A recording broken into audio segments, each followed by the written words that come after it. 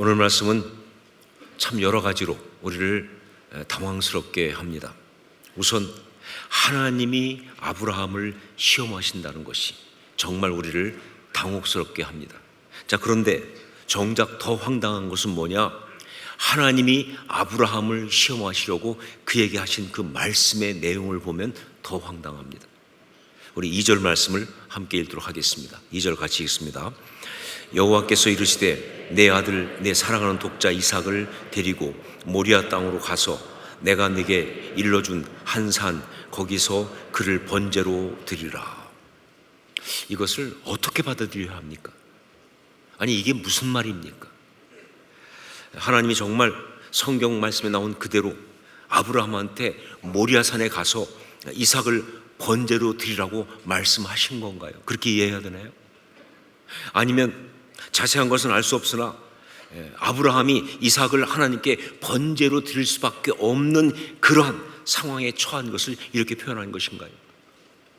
아니면 일종의 상징과 비유적인 표현으로서 아브라함이 이삭을 하나님 앞에서 포기할 수밖에 없는 것을, 즉 하나님을 선택하기 위해서 이삭을 포기하는 그런 결정을 할 수밖에 없는 것을 이렇게 번제로 드린다라고 표현을 한 것인가요?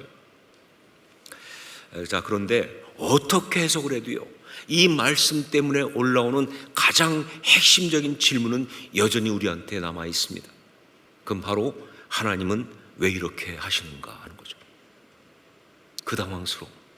하나님은 왜 이렇게 하시는가? 분명 하나님은 아브라함을 사랑하시고 그에게 언약을 주셨고, 그래서 정말 그 언약의 성취로 이삭을 기적과 은혜 가운데 주셨는데, 그런데 그 이삭을 이제는 뭐예요? 번제로 드리라 라고 말씀하시니, 결국 그것이 무엇이든지 간에 이삭을 포기하라고 말씀하시는 거 아니냐 하는 거죠. 이걸 이해할 수 없다는 거예요. 인신제사를 금하신 분이 이삭을 번제로 드리라고 하는 것은 하나님 자기 모순이다 라든가, 이삭은 분명 하나님이 아브라함에게 그 언약의 성취로 100세의 기적 가운데 주신 그런 아들인데, 그런데 그 이삭을 또 이제 죽여서 번제로 바치라고 한다는 것은 섭리 자체가 스스로 모순되는 거 아니냐 하는 그런 것이라든가, 이런 것은 자취하고라도 하나님이 분명 아브라함을 사랑하시는데 그것이 아브라함한테 얼마나 큰 아픔과 고통이 되는 걸 아시면서 그러면서 이걸 요구하신다고 하는 것은요, 정말 이해가 안 된다 하는 것이죠. 정말 이해가 안 된다. 그렇습니다. 이 유명한 오늘 말씀의 첫 번째는 바로 뭐냐? 이해할 수 없는 하나님이에요. 이해할 수 없는 하나님, 이해할 수 없는 하나님의 섭리, 이해할 수 없는 하나님의 말씀, 그것과 직면하는 우리의 신앙, 이것이 바로 이 말씀의 첫 이야기입니다. 그래서 오늘 말씀은요, 어떤 면에서 우리가 신앙생활 하면서 사실은 실존적으로 경험할 수밖에 없는 그런 이야기다라고 볼 수밖에 없는 것이죠. 신앙에는 세 단계가 있습니다. 첫째가 뭐냐? 좋아서 믿는다 하는 것이죠. 좋아서 믿는다. 그러니까 인간적으로 재미있고 즐거우니까, 만족하니까, 그러니까 믿는다 하는 게 첫 번째 단계. 두 번째 뭐냐? 믿어야 하니까 믿는다. 믿어야 하니까 믿는다. 그게 옳은 거니까, 그게 가치가 있으니까, 의미가 있으니까, 그래서 때로 힘들지만 그러나 믿어야 하니까, 그래서 더 나은 삶을 위해서 믿는다 하는 것이죠. 세 번째는 뭐냐? 그래도 믿는다예요. 그래도 믿는다. 인간적으로 도저히 납득이 안 가지만, 이해할 수 없지만, 그러나 설명할 수 없는 그런 마음으로 하나님을 믿는 겁니다. 순종하는 것입니다. 종종 이래도 믿을래? 라는 질문이 올라오지만 그 질문에 대해서 그래도 믿는다 라고 대답하며 믿는 바로 그것. 여러분, 이 세 가지는요, 우리 신앙에 다 있는 거죠. 그런데 진짜 신앙은 뭡니까? 세 번째 아닙니까? 그래도 믿는다. 온전한 신앙은 반드시 세 번째로 가야 되는 거예요. 시작을 어디서 했든 간에. 이 창세기 22장에 아브라함의 이 이야기를 말할 때면 빼놓을 수 없는 사람이 하나 있습니다. 그 사람이 바로 덴마크의 실존주의 철학자 키에르케고르라고 하는 사람입니다. 이 키에르케고르, 이 사람은요, 실존주의 철학자인데 정말 중요한 게 뭐냐? 그냥 실존주의 철학자가 아니라 신앙인이라는 사실이에요. 신앙적 실존주의 철학자예요. 그래서 정말 우리한테 중요한 사람이죠. 이 키에르케고르가 인간의 실존을 세 단계로 보았습니다. 근데 이것이 바로 제가 조금 전에 말한 신앙의 세 단계와 너무 비슷해요. 첫 번째가 뭐냐? 미적 실존이라는 거예요. 미적 실존. 뭐냐? 인간 가운데 어떤 사람들은 그 실존은 뭐냐? 외적인 것에서 쾌락과 즐거움과 만족을 찾으려고 추구하며 살아가는 그런 사람이다 하는 것이죠. 인간은 그렇다는 거예요. 밖에 있는 것들, 돈이나 뭐 혹은 뭐 어떤 그런 물질이나 어떤 명예나 사람들의 어떤 것이나 그런 것에서 만족을 찾으면서 쾌락을 어떤 즐거움을 찾으면서 그렇게 살아가고 추구하고 살아가는 그런 것이 인간의 실존인데, 그런데 이러한 미적 실존은 필연적으로 뭐냐? 권태와 뉘우침으로 갈 수밖에 없다는 거죠. 결국은 어쨌든 간에 권태와 그리고 이건 아니다 하는 뉘우침으로 갈 수밖에 없다. 이게 미적 실존으로 살아가는 인간의 실존이에요. 두 번째는 윤리적 실존입니다. 이 미적 실존에서 뉘우침이 오게 되면요, 사람들은 이제 밖이 아니라 내면으로 들어가기 시작해요. 그래서 양심을 봅니다.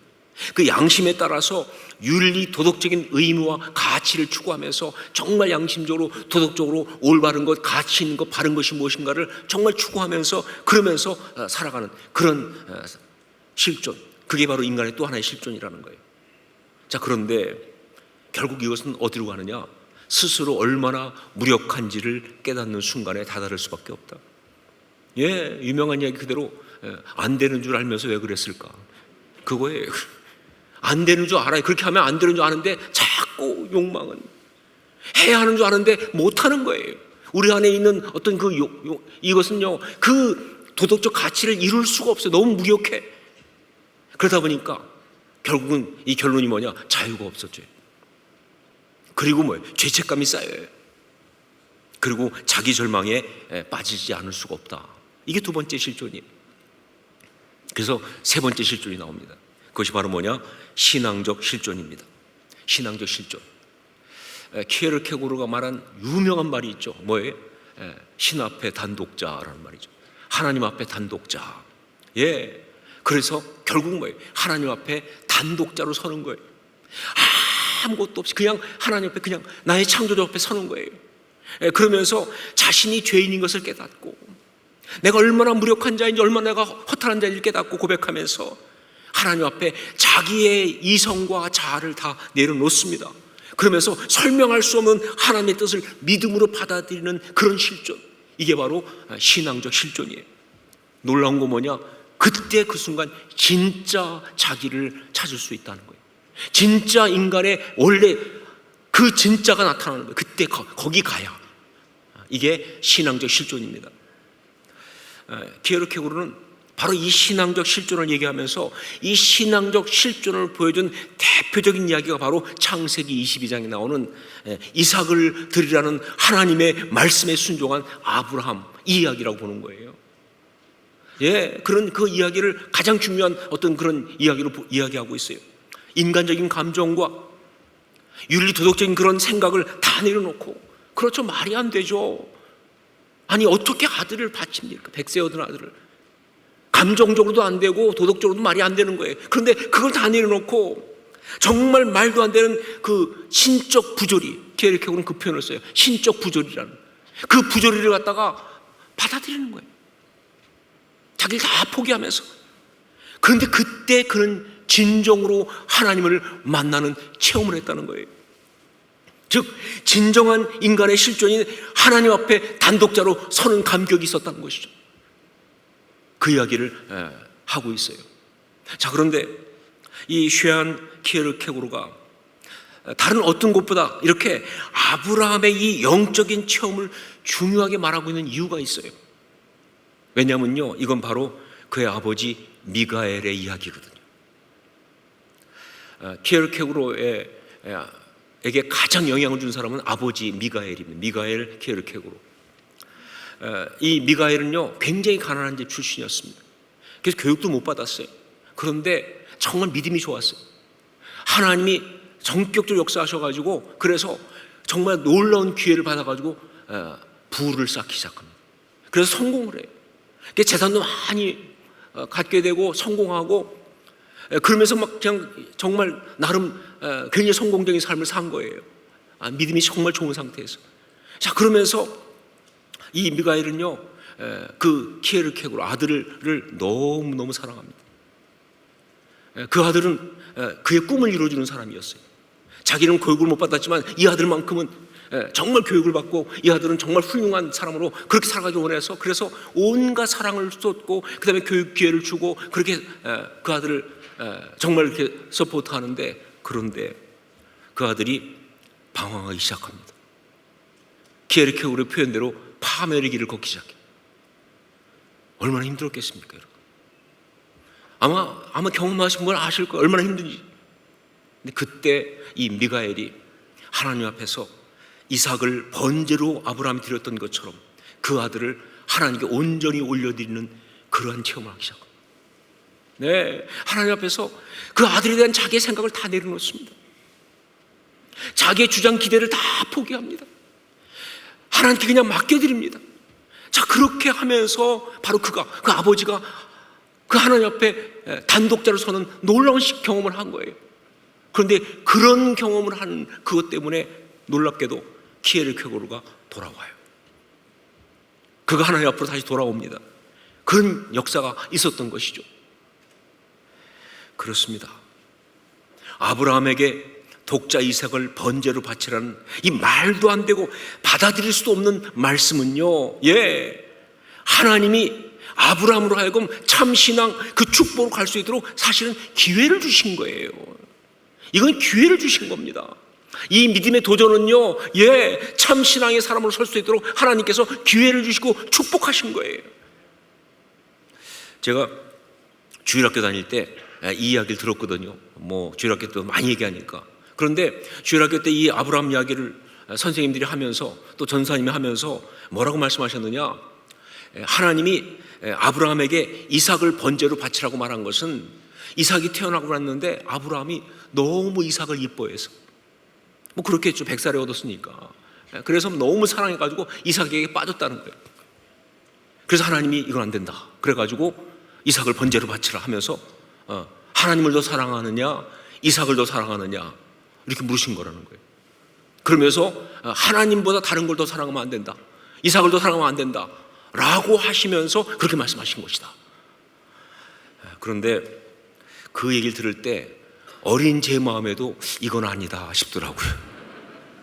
뭔가 이건 아니다 싶은 거예요. 그리고 그러면서 부작용이 생겼는데 뭐냐, 한쪽 마음에 하나님을 향한 두려움이 생겼어요.